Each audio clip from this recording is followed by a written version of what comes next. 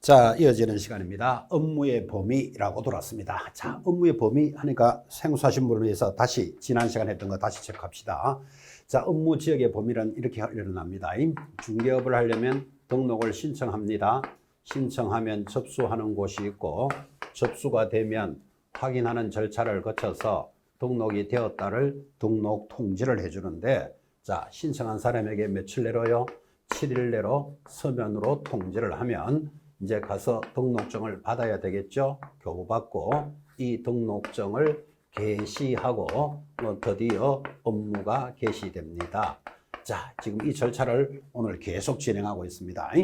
자, 그때 업무를 개시할 때 그러면 업무를 개시할 수 있는 범위가 어떻게 되느냐 이렇게 들어왔습니다. 그래서 우리는 이것을 업무의 범위다 이렇게 들어온 거예요. 자, 중개 업무를 한다는데 어느 지역에서 어떤 물건을 가지고 영업을 할 수 있느냐 지금 이야기죠.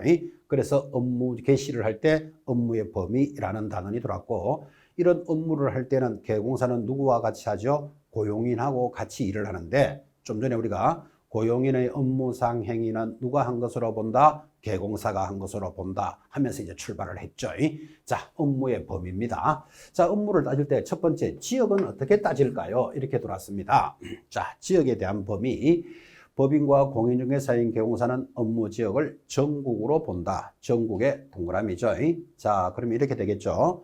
이 법인과 공인중개사가 서울에 있다면 서울에 있는 물건뿐만 아니라 제주도 물건도 거래할 수 있고 강원도 물건도 거래합니다. 업무 지역이 어디니까요?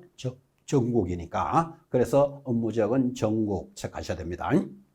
자, 근데 이제 업무 지역을 물을 때는 중요한 게 2번입니다. 부칙 6조 2항의 개공사, 즉 등록한 곳으로 보는 자는 업무 지역이 어딜까요? 그러니까 부칙 6조 2항의 개공사, 예전에는 중개인이라고 불렀습니다. 중개인의 업무 지역은 체크하셔야 됩니다. 당해 사무소가 소재하는 특별시, 광역시, 도를 관할구역으로 한다 그랬습니다. 자, 그럼 부칙 6조는 업무 지역이 어디입니까가 중요한데, 여러분 공인중개사와 법인은 업무 지역이 전국이니까 아예 시험에 물을 수가 없지. 제주도 물건도 거래할 수 있다. 강원도 물건도 거래할 수 있다. 모두 O예요. 근데 부칙 6조는 자기 사무소가 있는 시도만 관할구역으로 하겠다. 그래서 거기 자기 중개사무소가 소재하는 특별시, 광역시, 도를 관할구역을 하니까, 자, 이 개념을 이해했는지를 물어보겠습니다. 부칙 6조가 어디 있는가 하면 서울특별시에 가면 강동구라는 데가 있습니다. 강동구에 천호동도 있는 줄 아십니까? 자, 천호동에서 중개 업무를 하고 있습니다. 부칙 6조가 어디서 영업을 하고 있다고요? 서울특별시 강동구 천호동에서 중개업을 하면 이 사람은 업무 지역이 어딜까요? 자기 사무소가 있는 시도를 관할구역을 한다. 그러면 천호동은 서울시 소속이니까 서울 물건 전체를 거래할 수 있다. 지금 이야기를 하고 있는 거죠. 자, 그런데 강동구 천호동에서 성룡차로 5분만 가면 하남시가 나옵니다. 여러분, 하남시는 경기도라는 것 정도는 아십니까? 자, 그러면 천호동에서 중개업을 하고 있는데 저기 길 건너편부터 하남시예요. 여기 있는 땅, 하남에도 아파트도 많고 땅도 많죠. 자, 이 땅을 구해주세요 또는 소개해주세요 하면 공부를 잘하신 여러분들은 자기는 서울만 해야 되니까 여기는 내 지역이 아니옵니다 이렇게 해야 되는데, 지금 현장에 있는 부칙 6조 저 길 건너편에 하남시는 경기도니까 내 지역이 아니옵니다 그럴까요? 총알같이 소개해 줄까요? 해준다고 봐야 되겠죠. 자, 그러면 부칙 6조는 자기 지역만 해야 되는데 이런 식으로 벗어나게 되면 지역을 위반했다라고 말할 줄 아시겠습니까? 자, 그래서 여기 보시다시피 법인과 공인중개사의 업무 지역은 어디다? 전국으로 본다. 전국이니까 애초부터 위반할 일이 없죠. 그죠? 그래서 부칙 6조의 자기 사무소가 있는 시도를 관할구역으로 하고 관할구역 안에 있는 물건만 거래해야 된다는 것 굉장히 중요하다는 걸 느끼셔야 돼요. 그래서 업무 지역을 위반할 수 있는 자는 누구밖에 없다? 부칙 6조. 이거 하나 기억하셔야 됩니다. 자기 사무소가 있는 시도를 관할구역으로 하게 됩니다. 자, 그러면 지역은 이렇게 정리를 했다면 물건에 대한 범위입니다. 자, 중개대상물의 범위. 중개대상물의 범위라는 뜻은, 자, 법인은 뭐 아파트만 거래하세요. 공인중개사는 토지만 하세요. 부칙 6조는 상가만 하라라는 이런 규정이 있을까요? 없을까요? 없어요. 그래서 자, 물건에 대한 범위에 대해서 개공사별로 취급할 수 있는 중개대상물의 범위 등은 이 법의 규정이 있다 없다? 없다. 따라서 모든 개공사는 동일하게 이 법상의 물건을 중개하는데 다만 특수법인의 경우에는 해당 법률에서 규정된 물건만 취급할 수 있다. 특수법인이라는 것은 중개사법을 따르지 않는 법인이라 그랬죠. 자, 중개사법을 따르지 않는 법인, 우리 시험에서 중요하다, 안 중요하다? 안 중요하다니까. 중개사법도 다 모르는데 다른 법에 따라서 중개업을 해야 될 것 알아야 될 이유가 없죠. 여러분들은 특수법인 하면 중개사법을 따르지 않는 자다 정도만 기억하시면 됩니다. 자, 그러면 셋째줄은 의미가 없고 모든 개공사는 동일하게 물건을 중개합니다. 법인은 아파트만 하시오. 공인중개사는 토지만 하시오. 부층주는 상가만 하세요. 라는 규정은 있다 없다? 없다. 모두 동일하게 취급합니다. 자, 이런 지문들도 지금 여러분들은 이제 법조문을 처음 입문 과정이니까 이렇게 들어주시지만 문제에서 걸 때는 이렇게 거는 거예요. 개공사별로 취급할 수 있는 중개대상물의 범위는 대통령령으로 달리 정할 수 있다. 이런 식으로 문제를 갖다 건다니까요. 대통령령으로 달리 정할 수 있다. X지 어떤 놈이 달리 정하는데 동일하다 그랬는데 지금 개념을 딱 익히셔야 돼요. 그런 지문이 흘러가면 대통령령으로 달리 정할 수 있다 하니까 뭐 맞는 것 같은 느낌, 최소한 틀렸다는 느낌을 몸까지도록 만든다니까 지금 그죠? 그래서 이제 입문 과정에서는 뭐 문제까지 소개해야 될 내용은 아니지만 모두 동일하게 취급할 수 있다라는 말을 익히셔야 됩니다. 지금 그런 뜻입니다. 자, 여기가 물건의 범위였다면 이제 중요한 게 3번입니다. 겸업 업무의 범위입니다. 자, 겸업 업무라는 말은 겸업이라는 것은 지금 개공사들이 등록을 하고 무슨 일을 하죠? 중개 업무를 하잖아요. 그 중개 업무를 하려고 등록을 했는데 중개업 외에 다른 업무도 할 수 있느냐? 그 다른 업무를 할 수 있는 것을 겸업이라고 부릅니다. 자, 그러면 예를 들어서 내가 중개 업무를 하면서 중개사무소에서 중고자동차 매매업을 해도 될까요? 또는 내가 중개사무소 중개업을 하면서 보험 대리점업을 해도 될까요? 또는 뭐 여행사업을 한번 해봐도 될까요? 그래서 겸업의 범위라는 게 그런 개념입니다. 자, 그런데 중요한 게 여기 보면 법인의 업무, 오늘 아까 법인의 업무를 살짝 했지만 법인은 14조 업무만 해야 된다. 그래서 여기 14조 업무가 준비되어 있는데 법인이 아닌 자를 개인이라 그러잖아요. 대표적으로 개인은 누가 있다? 공인중개사와 부칙6조가 있습니다. 근데 우리 이 단원에서 공인중개사와 부칙6조는 업무가 뭡니까가 없어요. 여기에. 왜 없는가 하면 이 공인중개사나 부칙6조인 개인은 중개 업무를 하면서 어떤 업무라도 할 수 있습니다. 어떤 업무를 할 수 있으니까 무슨 업무를 할 수 있다라고 적어야 될 이유가 없잖아요. 그럼 예를 들면 공인중개사인 개업 공인중개사는 중개 업무를 하면서 안마 시술수업을 할 수도 있다. 뭐 말도 안 되지만 이런 문제가 나오면 OX, 겸업에 제한이 없으니까. 자, 다시 부칙6조인 개공사는 중개 업무를 하면서 중고자동차 매매업을 할 수도 있다. OX, 들을 것도 없어 무조건 O예요. 개인은 겸업에 제한이 없습니다. 그런데 봐요. 법인은 딱 14조 업무만 해야 돼. 14조 업무만 해야 되니까 해야 되는 것들이 정해져 있다. 지금 이 말이에요. 자, 그럼 여러분들은 개인에 관한 업무를 할 수 있느냐를 시험에서 만약에 물어들었다. 그의 시험은 쉽게 내는 거예요. 편안하게 냈다 이런 뜻이에요. 왜? 개인은 뭐라도 할 수 있으니까. 오죽했으면 안마 시술 수업을 할 수도 있다. 지금 이까지도 이야기하겠습니까? 안마 시술 수업이라니까 어떤 분이 그 무슨 업입니까? 묻는데 질문하지 마시기 바랍니다. 발음도 잘 안 돼. 그러니까 개인은 어떤 업무라도 할 수 있다는 걸 전달하는 겁니다. 그러면 여러분 이런 수업을 또 잘 들으시면요. 이제 입문 과정이니까 이런 이야기도 한번 해보지만 나중에 여러분들은 자격을 취득했어. 그러면 이제 중개사무소를 차리겠죠. 언젠가는 뭐 빠르게 하거나 늦게 하거나 중개사무소를 차리려면 그래도 임대료 들어가죠. 뭐 집기 비품도 돌려야 되죠. 또 거기다가 뭐 복사기, 뭐 팩시밀리 뭐 이런 것도 하나 들어야 되겠죠. 자, 이렇게 해서 중개사무소 차려서 중개업을 하고 있는데 굳이 중개업만 할 필요가 없는 거라. 겸업에 제한이 없으니까. 예전에 자기가 하던 일이 뭐 여행사업을 했던 사람이다. 그럼 여행업에 대해서도 전문적이잖아요. 그럼 여행업을 같이 해도 돼. 예를 들면 꽃꽂이업을, 내가 꽃집을 했다. 그러면 중개사무소라면서 꽃꽂이업을 대행해도 된다고. 겸업에 제한이 없으니까. 여러분 유인한다 이런 말 들어보셨죠? 나쁜 뜻으로 유인이 아니고 그죠? 어차피 중개사무소 차리면 경비 들어가지 비용 들어가는 걸 다 차려놨더라면 여행업을 했던 분은 여행업도 같이 하는 거예요. 겸업에 제한이 없으니까.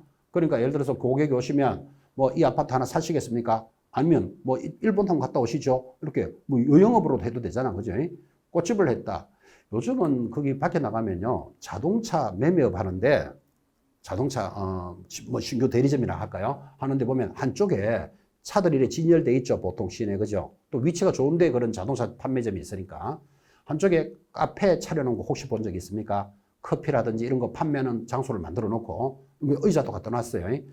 저건 제가 그걸 보면서 참 잘했다 이런 생각 들어.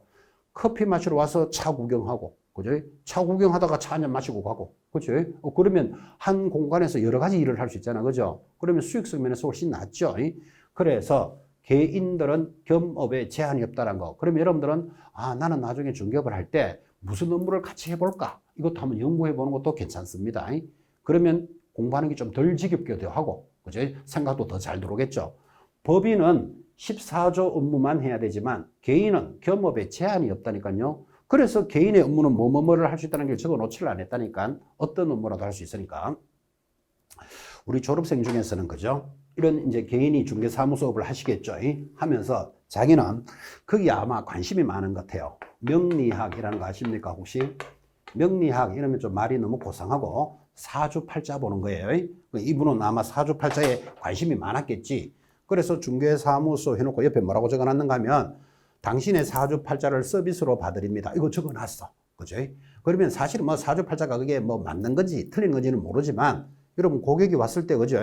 뭐 이 아파트 괜찮습니까? 빌라 뭐 새 살겠습니까? 하는데 만약에 사주팔자에 관심이 있는 분은 이 땅이 당신 사주하고 맞습니다. 그러면 안 살 것 하나 더 사는 경우가 생기겠죠. 그래서 사주팔자 명리업을 같이 하는 우리 졸업생도 있어요. 영업 잘할까요? 못할까요? 잘합니다. 사주팔자 보고는 뭐 돈 받고 이런 건 없어. 이건 서비스로 해주는 거니까. 자기는 어차피 주 업무가 뭐다? 중개업을 하는 사람이니까. 그죠? 그래, 이런 거 참 하는 거 나 참 잘하고 있다. 난 이런 생각 한다고요. 그래서 여러분들이 공부를 하시면서 나는 나중에 공인중개사로 될 확률이 80%라 그랬잖아요. 지금. 그죠? 공인중개사인 중개업을 하실 때는 중개업만 하지 말고 다른 겸업 업무를 뭐를 같이 해볼까? 이런 것도 한번 생각해 보는 것도 괜찮습니다. 뭐 결혼 상담업 이런 거 해도 되지. 요새 듀오 뭐 이런 말 들어보셨죠? 그래서 부동산만 소개하지 말고 신랑 신부도 소개해 보는 거예요. 그래서 겸업에 제한이 없다는 말을 이 정도로 전달했습니다. 자, 그런데 이제 법인이 해야 되는 업무는 정해져 있어. 그래서 이 법인이 해야 되는 업무는 시험에서 빠진 적이 이제 한 번도 없습니다. 그래서 중개법인의 업무를 펴놓고 공부해야 됩니다. 자, 개인은 겸업에 제한이 없으니까 어떤 업무라도 할 수 있는데 중개법인의 업무는 7가지가 쫙 나타났고 시험에서 빠진 적이 한 번도 없다. 오늘 그런 이야기를 계속하고 있지만 여러분 한 번 듣고 어째 이걸 다 암기하시겠어요? 그죠? 또 뭐 다 이해하시겠나? 근데 법인의 업무는 중요하다더라 정도는 가져가셔야 된다고. 자, 첫 번째 법인이 하는 업무가 뭐죠? 중개업을 할 수 있다. 옆에다가 당근 적으셔야 돼. 원래 법인이 하는 업무는 주 업무가 중개업이에요. 1번 당연히 중개업을 할 수 있습니다. 자, 이제 2번부터 중요하죠. 상업용 건축물 및 주택의 임대 관리 등 부동산의 관리 대행을 할 수 있는데 여기 상업용 건축물을 한마디로 뭐 상가 그러는 거예요. 상가. 자, 주택은 한마디로 뭐 아파트 이러면 되겠죠. 상가와 주택을 임대 관리할 수 있습니다. 여기다가 슬쩍 넣기를 공장 이래 들어옵니다. 공장을 관리 대행하는 것도 있다 없다? 없다. 그 물건을 잘 보라 이 말이에요. 상가와 주택에 대해서만 관리를 대행합니다. 자, 이 문제를 그죠? 이제 여러분들은 상가와 주택을 임대 관리할 수 있습니까? 하면 여러분들은 예, 맞다. 이러면 되잖아. 법조문대로. 이거를 한 번은 이렇게 법조문으로 들어옵니다. 상가와 주택의 임대 관리할 수 있느냐? 할 수 있다. 이렇게 들어오면 이거 쉽게 나온 거예요. 왜 쉽게 나왔는가 하면 법조문을 그대로 시험에 냈잖아요. 그럼 이 단어는 여러분이 계속 1년 동안 보기 때문에 이제 쭉 흘러가면 벌써 앞면에 있는 지문이 딱 들어오게 돼 있다니까요. 보통 이렇게 묻는데 요거를 알고 있다는 전제하에 사례 문제로 이렇게 묻습니다. 미국인 스미스가 구입한 상가 2채를 법인이 관리를 대행해주고 연간 1,200만 원의 수수료를 받았다. 해놓고 이거 해도 되느냐 이렇게 묻습니다. 뭐라고요? 미국인 스미스가 강남에 상가를 2채 샀는 모양이지. 그러면 그 스미스가 뭐 관리비도 내고 뭐 이렇게 뭐 관리하는 게 어렵잖아요. 그러면 법인에게 맡겨서 그 임대를 관리 대행해주고 법인에게 연간 1,200만 원. 연간 1,200 해야 한 달에 100만 원씩 줬다 이 말이잖아 지금. 그지? 이거 법인이 할 수 있느냐 이렇게 물어 들어온다고요. 답이 뭐? 잡으셔야 돼요. 이렇게 법조문으로 물으면 쉽게 들어오는데 이거를 사료로 묻는다니까. 미국인 스미스가 구입한 상가 두 채를 관리 대행해주고 연간 1,200만 원을 받았다. 그럼 여러분들은 이거 법인이 할 수 있는 거 맞다. 동그라미 딱 잡으셔야 되는데 갑자기 웬 스미스 이러고 있으면 이제 날 샌다 이 말이에요. 그래서 한 번은 법조문, 한 번은 사료로 나오니까 이제 사료로 나오는 거라서 앞으로 꾸준히 수업을 할 거예요.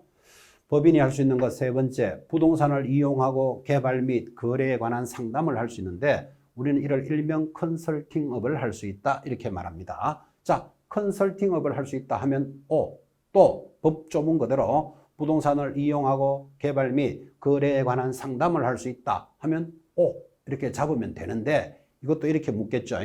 자, A 법인에서는 오래된 주택을 철거하고 그 자리에 원룸을 신축하여 수익금의 5%를 법인이 갖기로 하였다. 시험 지문에 이렇게 뜹니다. 그거 할 수 있다 없다?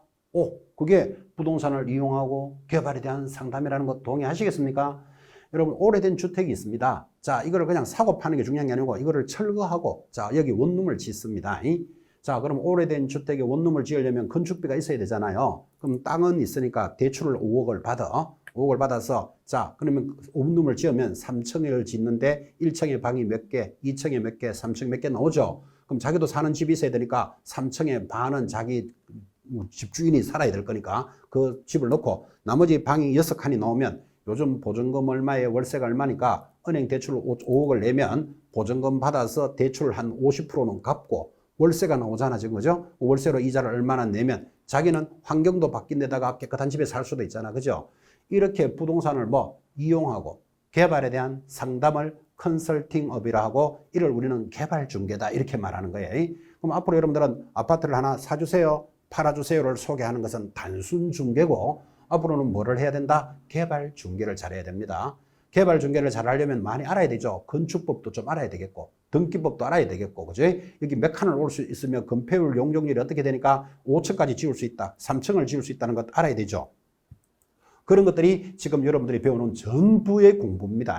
부동산 공법, 등기, 지적, 세법이 이제 그런 걸 공부하는 거잖아, 지금, 그죠? 거기다가 우리 중개사법은 중개하는 것까지도 공부하죠. 그러니까 결국은 이 입문 과정에서 여러분들이 공인중개사를 공부한다, 이러니까 시험을 공부한다라고 생각이 되지만 사실은 우리 생활에서 살아가는 법을 배우는 겁니다. 지금까지 이런 거 모르고도 다 살았죠. 모르고 살아도 전혀 지장은 없었지만 이런 걸 배워보시면 내가 이런 것도 모르고 지금까지 살았구나 이런 생각도 많이 하게 될 거예요. 그래서 공인중개사 공부를 해보시면 생활법률이니까 그래서 이걸 국민고시다 이런 말을 하잖아요. 공부를 해보면 시험에 대한 목표도 중요하겠지만 살아가면서 알아야 되는 법률이었구나 또 절실하게 느낄 거고 아마 거기에 대해서 여러분들 보람도 느끼게 될 겁니다. 보통 TV 뉴스 이런 거 예사로 보잖아요. 우리가 뉴스 이렇게 흘러가면 그냥 뉴스니까 뉴스 이렇게 보지 그거 시험 치듯이 막 세밀하게 잘 안 듣잖아 그죠? 그리고는 뉴스 듣고 나면 그 다음 돌아서면 뭐 들었는지도 잘 몰라. 왜? 그냥 건성건성 들으니까. 그런데 이제 이 공인중개사를 공부해 보시면 뉴스가 귀에 들어온다 이런 말을 합니다. 어떤 지역에서 투기 과열지구로 지정이 되어 LTV가 50%로 하향 조정되었습니다. 이런 게 뉴스에 지나간다니까요. 그럼 일반인들 그거 무슨 말인지 모른다니까 지금 그죠? 자, 분당에 투기 과열지구가 되어서 이제 아파트 대출이 80%에서 50%로 줄어들었다 그런 이야기를 하고 있는 거예요 지금 거기에. 그러니까 분당 사는 사람 아니면 별로 관심도 없지. 내가 분당 갈 일도 없으니까. 뉴스를 반은 흘려 듣는다니까요. 근데 이제 이 부동산 공부를 해보시면 저게 그런 이야기를 하는 거구나 이런 게 들어온다니까요. 그런 걸 알게 됨으로써 사람은 나름대로 보람도 생깁니다. 그래서 이왕 시작하신 공인중개사 공부 여러분들은 보람을 위해서라도 할 수 있습니다. 보람을 느끼려면 자기가 좀 열심히 해야 돼. 대충 막 지나가서는 될 일이 아니고. 자, 이야기가 옆으로 좀 샜지만 법인은 뭐를 할 수 있다고요? 오래된 주택을 철거하고 원룸을 신축하여 수익금의 5%를 법인이 갖기로 하였다. 그 뜻이 부동산을 이용하고 개발에 대한 상담이다. 이 개념을 익히셔야 됩니다. 네 번째, 개공사를 대상으로 중개업의 경영 기법 및 경영 정보를 제공할 수 있는데 우리는 이것을 일명 프랜차이즈업이다 이렇게 말합니다. 여러분 프랜차이즈업 이런 말 들어본 적 있나요? 프랜차이즈업을 굳이 우리말로 번역하면 가맹점업이다 이런 건 들어보셨나요? 여러분 지금 우리 현대 사회에서 최고의 가맹점 프랜차이즈가 뭘까요? 뭐 해야 될 이야기도 많겠지만 스타벅스 이런 이야기 할까요? 또는 파리바게뜨 이런 말. 여러분 빵집을 하고 싶어 여러분이. 근데 여러분은 빵집은 하고 싶지만 빵을 만들 수를 압니까? 원료를 어떻게 구입해가지고 어떻게 진열해서 어떻게 영업해야 될지 전혀 모르잖아. 근데 빵집은 하고 싶어. 하려면 어떻게 하면 되죠? 파리바게뜨에 가입을 하면 거기서 전을 쫙 펴주죠. 근데 영업할 수 있도록 해주고 자기는 그 대신에 뭐 가맹 수수료를 내야 되겠지. 지금 아마 그 파리바게뜨 이런 것들은 웬만한 지역, 장소 안 되는 지역은 잘 내주지도 않습니다. 뭐 예를 들어서 가맹 수수료가 5억이다 뭐 이런 말도 하잖아 지금 그죠? 그렇듯이 우리 부동산도 개공사를 대상으로 중개업의 경영 기법 및 경영 정보를 제공하는 것을 프랜차이즈업을 할 수 있다 이런 뜻이에요. 그러니까 밖에 나가면 가끔 만납니다 여러분들. 부동산 서버 역삼점 혹시 간판 이런 거 본 적 있습니까? 부동산 서버 일산점 이런 거 있습니다. 그게 프랜차이즈업이잖아요. 그죠? 여러분들은 자격시험에 합격을 해서 자격증을 땄지만 어떻게 고객을 만나서 어떻게 고객을 관리하면서 어떻게 중개업을 해야 될지는 전혀 모른다 하더라도 그럼 부동산 서버에 관리하면 전을 쫙 펴준다니까요. 고객 명단 이런 거 다 관리해 줍니다. 경영 기법과 경영 정보를 제공해 줍니다. 해주고는 뭐 가맹 수수료 내겠지 그죠? 그래서 이런 개공사를 대상으로 중개업의 경영 기법 및 경영 정보를 제공하는 일명 뭐 프랜차이즈업을 할 수도 있다. 지금 법인이 할 수 있는 업무를 가고 있습니다. 가장 시험에 많이 나왔던 것 주택과 상가를 분양할 수도 있습니다. 자, 여기서 토지 분양하면 X 꼭 짚으셔야 되고 토지를 분양할 수 있는 힘은 주지 않습니다. 개공사에게. 토지는 누가 분양할까요? 토지개발공사 혹시 이런 말 들어봤나요? LH공사 이런 말 들어보셨죠? 그래서 우리 개공사에게 분양을 할 수 있는 힘은 주택이나 상가에 대해서만 분양을 대행합니다. 여기 토지가 안 들어간다는 것도 시험에 굉장히 잘 들어옵니다. 자, 6번째 법인이 할 수 있는 거 중개업에 부수되는 업무로서 대통령령이 정하는 업무인데 그게는 중개 의뢰인의 의뢰에 따른 도배, 이사업체의 소개 등 주거 이전에 부수되는 뭐 용역의 알선도 할 수 있다. 이 용역의 알선 같은 것도 참 귀하죠. 여러분 이삿짐센터, 익스프레스 이런 거 들어보셨나요? 자, 포장이사는데 경비 얼마쯤 들까요? 뭐 나름이겠죠. 뭐 가깝게 지역을 가거나 멀리 가거나 뭐 이런 거 따라서 뭐 300만 원 또는 400만 원, 뭐 150만 원 이렇게 들 건데 자, 그런 이삿짐센터 사장님은 어디 가서 일거리를 많이 받아야 될까요? 1. 청와대에 가서 받아야 된다. 2번 중개사무소에 가야 된다. 답이 몇 번? 이사 가고 오고는 중개사무소가 제일 잘하는 거예요. 청와대에 가서 그 일거리 받아가 될 문제가 아니죠. 그러면 평소에 이삿짐센터 사장님들은 중개사무소에 와서 뭐 개공사인 사장님 배고프지 안 사와요 하고 친하게 지내야 돼. 그러다가 자기가 집을 사고 파는데 어떤 사람이 이사 갑니다 하면 이삿짐센터 고객이 자기가 알고 있으면 자기가 아는 이삿짐센터 정하면 되지만 보통 지방에서 올라오거나 지방으로 가시는 분들은 뭐 괜찮은 집 하나 있으면 소개해 주세요. 이런 것도 많이 들어온다니까요. 그러면 개공사가 그런 용역의 알선도 해줄 수 있다. 이런 뜻이에요. 그러니까 이삿짐센터라든지 여기에 주거 이전에 관련되는 건 내용이 많죠. 예를 들어서 이삿짐뿐만 아니라 인테리어업입니다. 예를 들면 지방에서 새댁이 이사 왔습니다. 뭐 신혼부부라고 치죠.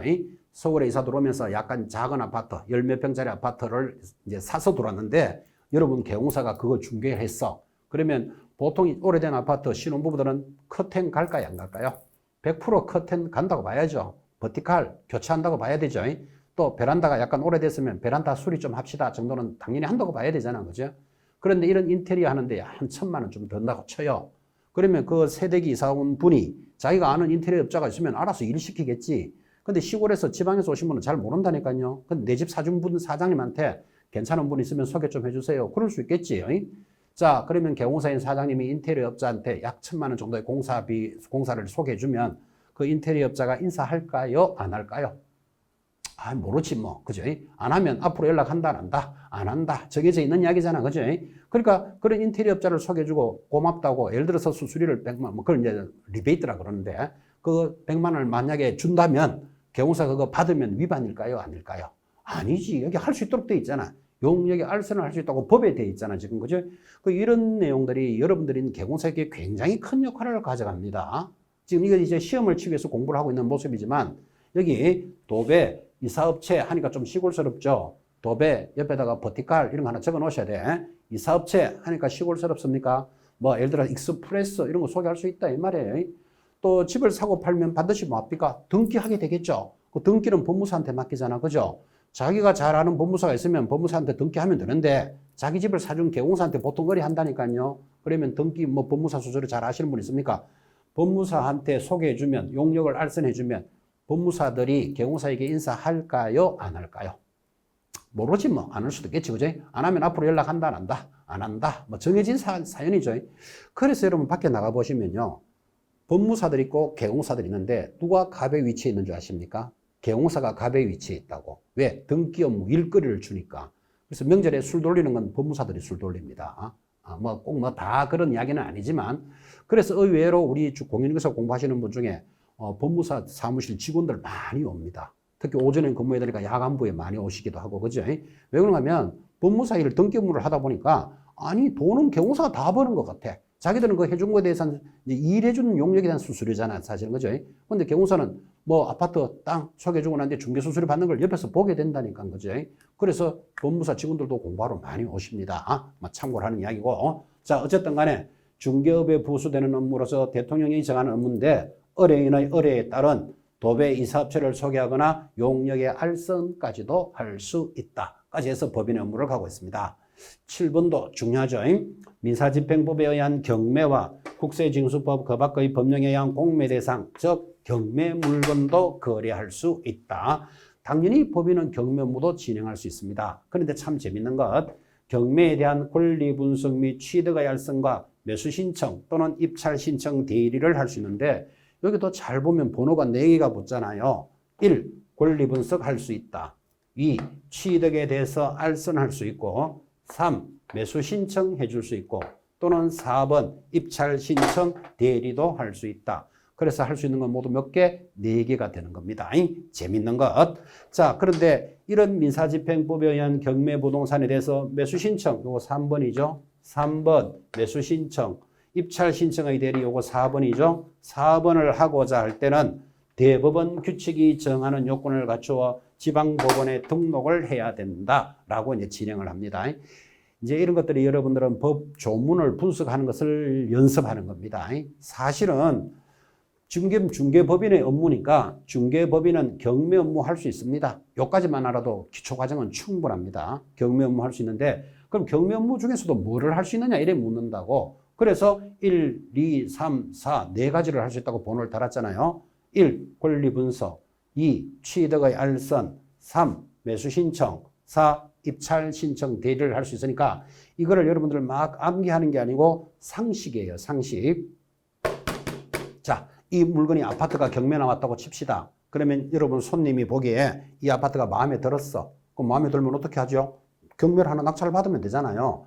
근데 일반인들은 개공사인 사장님만큼 전문적인 지식이 없다고 보고 이 물건을 경매 받아주세요 하고 올 수 있다니까요. 자, 경매 좀 받아주세요 하면 개공사 첫째 뭐 할 수 있습니까? 권리를 분석해 줍니다. 이 아파트에는 대항력 있는 세입자가 있습니다, 없습니다. 그거 설명해 줘야 아파트를 낙찰 받거나 말거나 할 거잖아요. 권리를 분석하고, 취득의 알선, 시세가 5억인데 당신은 한 4억에 받으면 괜찮습니다. 이를 취득의 알선도 해줄 수 있고, 3. 매수 신청해 줄 수 있는데, 매수 신청은 자, 그럼 그 고객이 개공사인 사장님에게 그럼 그 아파트를 낙찰 받아주세요 하면 손잡고 가서 아파트를 낙찰 받아주는 거예요. 받아주고 뭐 받을까요? 경매 수수료 받겠죠. 그래서 매수 신청을 해줄 수도 있는데, 또는 4번 입찰 신청 대리도 할 수 있다는 말은 같이 가면 되는데 경매하는 날 손님이 갈 형편이 안 돼요. 안 되면 개공사가 저 사람을 위해서 대신 받아줄 수도 있어. 받아주는 것을 입찰 신청의 대리도 할 수 있다, 이런 뜻이에요. 자, 그러면 경매 물건에 대해서 할 수 있는 게 4가지인데 이 4가지를 막 암기하는 게 아니고 상식이라 그랬잖아요. 그죠? 자, 이 아파트가 마음에 드시면 이 아파트에는 대항력 있는 세입자는 있습니다, 없습니다. 이 물건은 낙찰을 받으면 괜찮습니다. 이렇게 설명을 해줘야 될 거 아니에요. 그죠? 그리고 취득의 알선. 이게 시세가 5억쯤 되는데 당신은 4억 5천에 받으면 괜찮습니다. 그래야 이 사람이 받거나 말거나 할 거잖아. 취득의 알선. 그리고 같이 손잡고 가서 받아주면 돼. 매수 신청해 줄 수도 있는데 형편이 안 되면 그 사람을 대신해서 받아줄 수도 있습니다. 자, 그럼 경매 업무에 대해서 4가지를 할 수 있는데 바로 밑에 당구장표. 민사집행법에 따른 경매 대상 부동산에 대해서 3번과 4번을 할 때는 3번이 뭐죠? 매수 신청. 4. 입찰 대리를 할 때는 일정한 요건을 갖추어 지방법원에 등록을 해야 된다. 이렇게 들어왔다고요.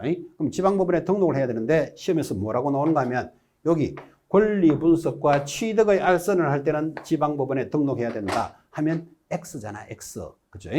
경매 물건에 대해서는 모두 몇 가지? 4가지를 할 수 있는데, 그 중에서 3번과 4번을 할 때는 지방법원에 등록을 하라 그랬습니다. 그러면 1번과 2번은 등록할 필요 없이 바로 하면 되는 거예요. 막 한다. 이렇게 기억하셔야 되죠. 그 1번, 2번은 막 한다. 이 느낌을 가지셔야 됩니다. 자, 이런 것들이 이제 까칠하죠. 이게 이제 여러분들은 경매는 중개법인은 경매 업무를 할 수 있다는 것만 알아도 괜찮지만, 이 법을 어떻게 분석하는구나 하는 것도 지금 살짝 맛을 보여준 거예요. 이제 입문 과정에서는 이까지 할 필요는 없는데, 경매 과정에서는 1, 2, 3, 4를 할 수 있는데 3, 4번을 할 때는 지방법원에 등록을 해야 된다. 이렇게까지 정리한 거예요. 법조문을 좀 잘 봐야 될 필요가 있을 거다 하는 것을 훈련시켜 준 겁니다. 자, 법인의 업무는 시험에서 빠진 적이 한 번도 없습니다. 개인의 업무는 묻지 않는다니까요. 안마 실수 수업을 할 수도 있고 어떤 업무를 해도 되니까 개인의 업무는 제한이 없지만 법인은 해야 될 업무가 딱 정해져 있습니다. 그래서 우리는 이것을 14조 업무라 부르고 다시 중개업을 할 수 있다. 아까 뭐라고 기억했죠? 당근 기억하셔야 돼. 당연히 중개업이 자기 본연의 업무니까 중개업을 할 수 있다. 2번 서비스 기억나십니까? 상업용 건축물 및 주택을 임대 관리하는 등 관리 대행도 해줄 수 있다. 컨설팅업 기억나십니까? 부동산을 이용하고 개발에 대한 상담을 할 수 있다. 4번 프랜차이즈 기억나시나요? 개공사를 대상으로 중개업의 경영기법 및 경영정보를 제공할 수 있고 가장 시험에 많이 나왔던 것 주택과 상가를 분양 대행하는데 여기는 토지 분양하면 털린다. 이거 기억하셔야 됩니다. 토지는 없다. 그죠? 그 다음 6번째 중개업에 부수되는 업무로서 대통령령이 정하는 업무인데 대통령령이 정하는 업무가 뭐다? 의뢰인의 의뢰에 따른 도배, 이 사업체를 소개하는 등 용역의 알선까지도 해줄 수 있다. 아까 인테리어, 버티칼 이런 이야기 많이 했습니다. 사례 문제, 용역의 알선을 할 수 있고 마지막 민사집행법에 따른 경매 업무를 할 수 있는데 경매 업무는 4가지를 할 수 있다니까요. 4가지를 할 수 있지만 3번, 4번을 하고자 할 때는 지방법원에 등록을 해야 된다. 까지를 진행한 겁니다. 법인의 업무 아주 장황하게 길게 설명했고 시험에서 빠진 적이 없는 단원이었습니다. 자, 그러면 이제 법인의 업무를 지금 정리했다면 좀 전에 설명은 다 했지만 2번 상단에 자, 공인중개사인 개공사와 부칙육조인 개공사를 한마디로 뭐라 부른다? 개인이라고 불렀고 아까 수업할 때는 개인은 겸업에 제한이 없습니다. 이런 말을 했죠. 자, 설명 나오죠? 이 법상 겸업을 제한하는 규정이 없으므로 개인인 개공사는 다른 법률에서 제한하지 않는 한 법인인 개공사의 겸업 업무는 물론이고 다른 업무를 겸업할 수 있다. 다만 부칙육조의 개공사는 민사집행법에 의한 경매, 국세징수법에 의한 입찰신청 대리는 할 수 없으니까 부칙육조는 자격증이 없는 분이라 그랬죠. 이분은 경매 업무는 할 수 없다. 이렇게 이해하시면 되는데 다른 규정에서 다른 법률의 규정에서 제한을 하지 않는 한 모두 다 할 수 있다. 이렇게 나왔습니다. 이게 이제 무슨 말인가 하니까 여러분 공무원이 공인중개사 공부할 수 있을까요? 없을까요? 많이 합니다. 여러분 공무원 중에서 곧 퇴직하실 분들 있으시겠죠. 또 자기가 관심도 있는 분도 있을 수 있고 그래서 오전에 근무해야 되니까 주로 공무원인 분들 주로 야간에 와서 공부하시는 분 많습니다. 제가 지금 이 수업을 오랫동안 했으니까 학교 선생님들 공부하실 수 있을까요? 없을까요? 많죠. 왜? 노후 대책도 되고 또 어차피 관심도 있고 퇴직할 때도 돼가고 그러니까 학교 선생님이나 공무원이나 군인이나 다 공부할 수 있는 건 과목이잖아 지금 그죠? 주로 이제 그분들은 오전에 일을 해야 되니까 야간에 오겠지만 자 그러면 이제 이렇게 이야기 되죠. 내가 자격증을 땄어 공무원이. 그럼 내가 지금 공무원 생활을 하면서 중개업을 해도 되느냐? 이렇게 질문을 할 수 있잖아 지금 그죠? 그게 겸업이잖아요. 겸업 그죠? 겸업 업무니까. 그래서 우리가 이야기하기를 우리 공인중개사법은 아까 했잖아요. 안마 시술 수업을 해도 된다고. 모든 업무를 해도 되는데 다른 법률에서 제한을 한다. 예를 들면 공무원법에 보면 공무원은 이중직업을 가질 수 없다. 이런 게 있어요. 그럼 공무원법에서 안 된다면 개공사는 안 되는 거예요. 그러니까 우리가 그거 깊게 알 필요 있다 없다? 없지. 우리가 공무원법을 어떻게 일일이 다 할 건데. 그죠? 그러니까 여러분들은 이렇게 생각하면 되죠. 우리 중개사법에서는 이 법상, 이 법이 중개사법이잖아요. 이 법상 겸업을 제한하는 규정은 없다. 없으니까 어떤 업무를 해도 된다. 그런데 타법에서 제한을 하면 할 수는 없을 것이다. 그 정도로만 기억하시면 되는 거예요. 그 다음에 또 중요한 거 부칙육조의 경우사는 경매 업무는 할 수는 없다. 까지를 이제 업무의 범위로서 여러분이 정리하신 겁니다. 지금 이게 이제 자료가 넘어가니까 여러분이 가볍게 보셨는데 수업이 이렇게 되는 거죠. 등록을 해서 중개 업무를 하는 단원을 가고 있는데, 자, 업무를 할 때 지역에 대해서 공부하셨어요. 지역 어떻게 공부했죠? 공인중개사와 법인은 업무 지역이 전국이다. 이거 공부한 거예요. 전국. 그 다음 부칙 6조는 자기 사무소가 있는 시도만 하는 거예요. 그 지역을 구분해 봤다고. 그 다음에 하는 물건에 대해서는 아까 어떻게 공부했습니까? 동일하다 이랬잖아. 아파트만 해라, 토지만 해라, 이런 규정은 없다. 동일하다. 끝났고. 자, 하는 업무는 어떻게 차이가 나느냐 하니까 개인은 겸업에 제한이 없다. 좀 전에 보셨지만 법인은 해야 될 업무가 딱 정해져 있었다. 여기까지 하신 거예요. 그래서 이제 업무를 개시할 때의 범위를 공부하신 겁니다. 자, 이제 이어지는 내용입니다. 이제 업무의 범위를 알았다면 이런 업무를 어디서 할까요? 자, 컨설팅업을 할 수 있다, 프랜차이즈업을 할 수 있다, 주택과 상가를 관리 대행할 수 있다 그랬잖아요. 그럼 이런 업무를 어디서 한다? 중개사무소에서 하는 거예요. 중개사무소를 우리는 일하는 장소다. 장소에 대한 단원이 지금부터 출발을 합니다. 중개사무소도 아주 중요한 역할을 하죠. 그죠?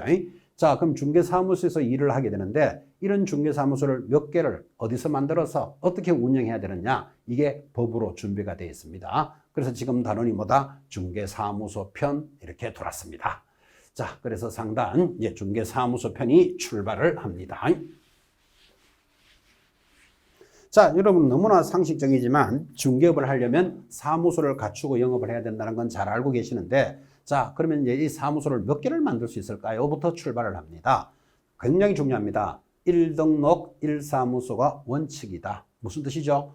중개업을 하기 위해서 등록을 한번 했으면 사무소는 반드시 한 개만 가져야 된다 이 말이에요. 자, 그런데 밖에 나가면 사무소를 2개, 3개 유지하는 사람이 있을까요? 있습니다. 왜 유지할까요? 여러분 아파트 단지가 이렇게 있잖아요. 여기 정면엔 자기 사무실 하나 있고 후면에 하나 있고 옆에 하나 있으면 이 동네의 물건은 다 내 거예요. 어차피 고객들이 거기 올 수밖에 없잖아. 그지? 그런 독점적인 규제를 하기 위해서 우리 법에서는 어떻게 정하는가 하면 등록을 한 군데 하면 반드시 사무소는 한 개만 설치해야 된다. 굉장히 엄하게 관리합니다. 사무소 절대로 2개 가질 수 없다. 그 다음 거기에는 임시시설물 설치를 금지하는데 그걸 소위 떴다방을 규제한다. 떴다방 이런 말 들어봤나요?